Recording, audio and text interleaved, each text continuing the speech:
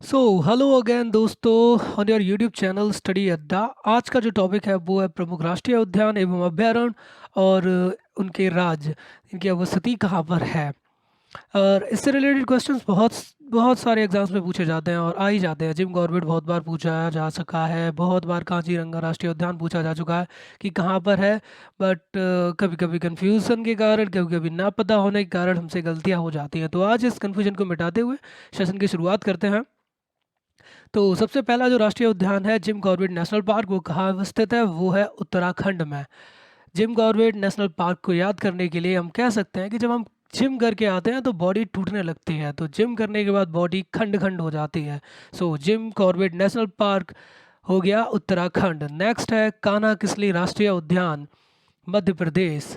तो कान्हा किसली, किसली कान्हा जी के अगर किस लेंगे तो उनके मस्तक पे, और मध्य में लेंगे तो क्या हो गया? मध्य प्रदेश। कान्हा किसली राष्ट्रीय उद्यान वो हो गया मध्य प्रदेश। नेक्स्ट है मानस वन्यजीव अभयारण्य, वो कहाँ अवस्थित है? असम में।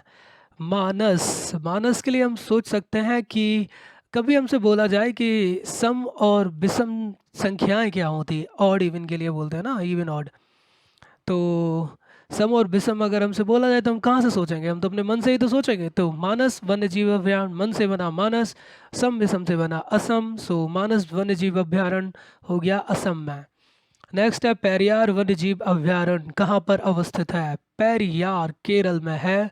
इसके लिए बोलेंगे कि अगर हमारे पैरों में दर्द हो, पैरों में दर्द मीन्स पेरियार। लेकिन एक चीज़ और भी सोच सकते हैं कि परिया भी बोल सकते हैं आप। पैरों में जो घुटने होते हैं उनको बड़े बूढ़े लोग परिया बोलते हैं। तो अगर जिसके परियों में दर्द है वो क्या करेगा? वो तो ही रेल का सहारा लेगा कहीं जाने के लिए। तो पेरियार वन्यजीव अभयारण्य वो हो गया केरल। नेक्स्ट है रणथंभौर राष्ट्रीय उद्यान। रणथंभौर को याद करने के लिए जो है राजस्थान में, बहुत इजी है मेरे हिसाब से तो, कि राणा महाराणा और ये सब जो राणा राणा कहते हैं हम, वो कहाँ से आया? वो सब राजस्थान साइड के हैं, है ना। तो जयपुर राजस्थान, ये जो जयपुर मतलब ये जगह जो है हमने सुन रखी है, तो वहीं से राणा राणा करके ये चला हुआ है, चलन है। तो रणथंभौर जो राष्ट्रीय उद्यान हो गया वो राजस्थान हो गया। नेक्स्ट है दुधवा राष्ट्रीय उद्यान, उत्तर प्रदेश। दुधवा, तो वसियों की अधिकता के कारण हम कह सकते हैं कि दुधवा जो है वो हमारे उत्तर प्रदेश में है, क्योंकि दूध तो बहुत ही मिलता है इधर, है ना। घर घर के पड़ोस में पूछ लो तो एक ना एक भैंस निकल ही आती है कि है।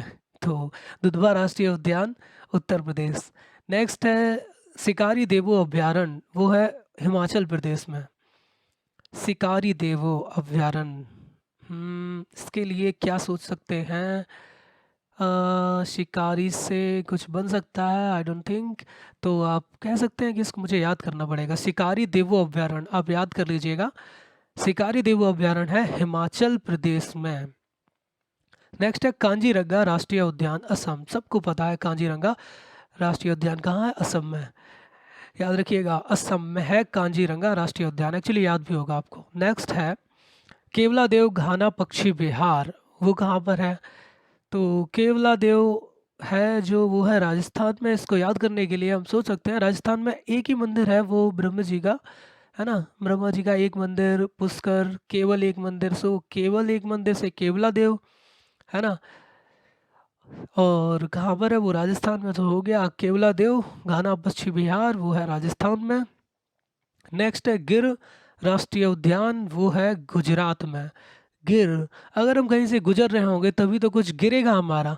हम कहीं बैठे हो तो गिर भी जाए तो खोने की चिंता नहीं होती, तो वैसे तो गिरेगा नहीं। ओके, तो गिर राष्ट्रीय उद्यान जब हम गुजर रहे हो तो गुजरात। नेक्स्ट है बांदीपुर राष्ट्रीय उद्यान, वो है कर्नाटक में। Bandipur national park Karnataka. Okay, तो इसके लिए ये सोचना चाहिए हमें कि अगर किसी को हम बंदी बना लेंगे तो वो ना नाटक करना शुरू कर देगा। वही आपने सुना होगा कि हम तय गलती हो गई, माफ़ कर दो, ऐसा नहीं था एक वीडियो, है ना। तो बांदीपुर राष्ट्रीय उद्यान वो हो गया कर्नाटक, वो भी नाटक करने लगा था उसमें। नेक्स्ट है कि नल सरोवर पक्षी अभयारण्य, वो है गुजरात में। नल सरोवर गुजरात में। ओके, नल सरोवर, नल सरोवर को याद रखने की कोई ट्रिक? I don't think. तो नल गुजरात, नल नल सरोवर को भी आप याद रख लीजिएगा। नल सरोवर पक्षी अभयारण्य गुजरात। जो छूट जाते हैं उनको अच्छे से लिख के एक बार याद कर सकते हैं आप। बाकी तो आपसे याद हो ही जाएंगे ऐसे ही बातों बातों में। चलिए नेक्स्ट है नंदन कानन वन्य जीव अभयारण्य। नंदन कानन वो है उड़ीसा में। तो सबको पता है नंद के आनंद भयो कौन थे, वो थे हमारे कान्हा जी। और कान्हा जी उड़ना भी तो जानते थे, क्योंकि वो क्या थे, एक देव थे हमारे विष्णु जी के अवतार। तो नंदन कानन उड़ना जानते हैं, तो वो हो गए उड़ीसा। नेक्स्ट है नचीग्राम, दचीग्राम सॉरी, दचीग्राम अभयारण्य वो है जम्मू कश्मीर। सबको पता है मेरे हिसाब से तो, दचीग्राम जम्मू कश्मीर। नेक्स्ट है घाना पक्षी विहार, वो है राजस्थान में। अभी याद किया था हम लोगों ने, केवलादेव घाना पक्षी विहार वो है राजस्थान में।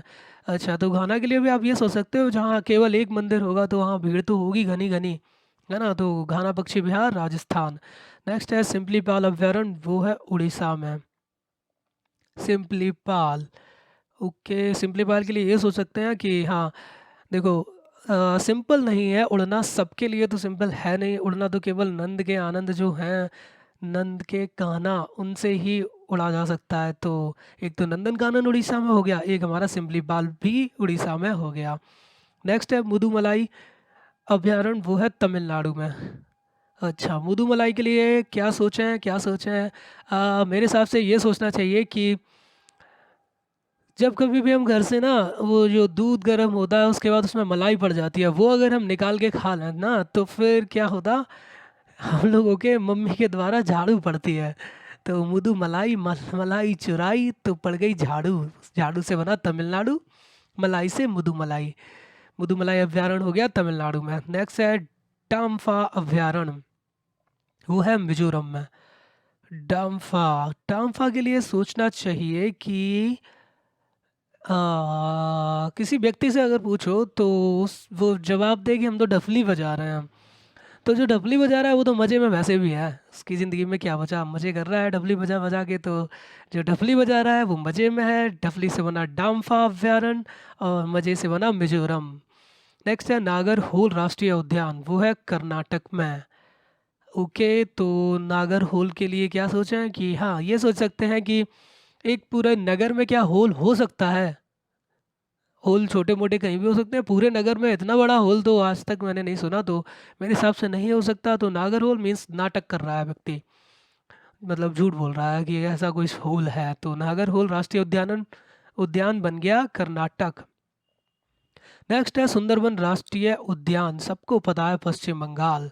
और सुंदरबन याद भी कर सकते हैं, बहुत सुंदर सुंदर उधर हैं वो टाइगर। कहीं और तो दिमाग नहीं गया था आपका। सुंदरवन राष्ट्रीय उद्यान, जहाँ पर बहुत सुंदर टाइगर हैं, बंगाल टाइगर कहा जाता है, वो है पश्चिम बंगाल में। ओके, नेक्स्ट है कीबिल लामजाओ राष्ट्रीय उद्यान, वो है मणिपुर में। कीबिल लामजाओ, ओके, कीबिल लामजाओ मणिपुर। तो मणिपुर के लिए हम बोल सकते हैं कि मणि जब किसी को मिल जाए तो सब कहते हैं हमें ले आओ, हमें लाओ। खुद रखते हैं, दूसरे से छीनने की कोशिश करते हैं, लाइक मुझे लाओ।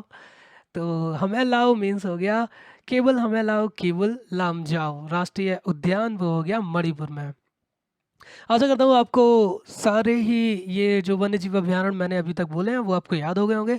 तो अभी मैं आपसे कुछ पूछ लेता हूँ, तो मुझे इनके जवाब दे दीजिएगा। लाइक मैं पूछूं मानस वन्य जीव अभयारण्य कहाँ है, तो आप बोलेंगे कि मानस, यानी कि अगर कुछ हम चीज़ मन से सोचेंगे तो क्या चीज़ सोचेंगे, सम और विषम, दैट मीन्स असम। सो मानस वन्य जीव अभयारण्य हो गया असम में। कान्हा किसली राष्ट्रीय उद्यान कहाँ पर है, तो कान्हा किसली, सॉरी, आप सोच सकते हैं कान्हा किसली मीन्स कान्हा के मध्य में ही तो किसली, तो हो गया कान्हा किसली मध्य प्रदेश। अगर मैं पूछूं घाना पक्षी विहार, तो आप बोलेंगे कि घाना पक्षी विहार, जहाँ पर केवल एक देव है, पुष्कर महादेव जो, सॉरी, पुष्कर ब्रह्मदेव का जो मंदिर है वो केवल एक है। और उसमें घनी आबादी आएगी। तो कौन कौन से, केवला देव और घाना पक्षी विहार, वो राजस्थान में हो गए। अगर मैं पूछूं सिंपली पाल, तो आप बोलोगे कि आसान नहीं है उड़ना सिंपली पाल। बिल्कुल नहीं है आसान उड़ना, तो सिंपली पाल हो गया उड़ीसा में। नेक्स्ट अगर मैं बोलूँ नागर होल, तो आप बोलेंगे नगर में तो होल हो ही नहीं सकता, तो वो कहाँ होना चाहिए, वो होगा कर्नाटक में। हो गए दोस्तों, तो मेरे हिसाब से आपको सारे ये जो राष्ट्रीय उद्यान है वो याद हो चुके हैं। अगर किसी को थोड़ी सी भी प्रॉब्लम आई हो तो आप वीडियो को एक बार और देख सकते हैं, और मैं आपसे वादा करता हूँ कि आपको ये याद हो ही जाएंगे, बिना कुछ करे, बिना कुछ मेहनत किए आपको सारे ये अभ्यारण्य याद हो जाएंगे। ओके दोस्तों, तो मैं बस ये चाहता हूँ कि आप अगर वीडियो को पसंद कर रहे हैं थोड़ा बहुत भी, तो कृपया करके चैनल को सब्सक्राइब कर लें और लाइक भी कर दें वीडियो को, ताकि मैं आगे वीडियोस को बनाता रहूँ। सो बने रहें हमारे साथ पूरे जोश और विश्वास के साथ। This is Amit Sharma and you are watching Study अड्डा।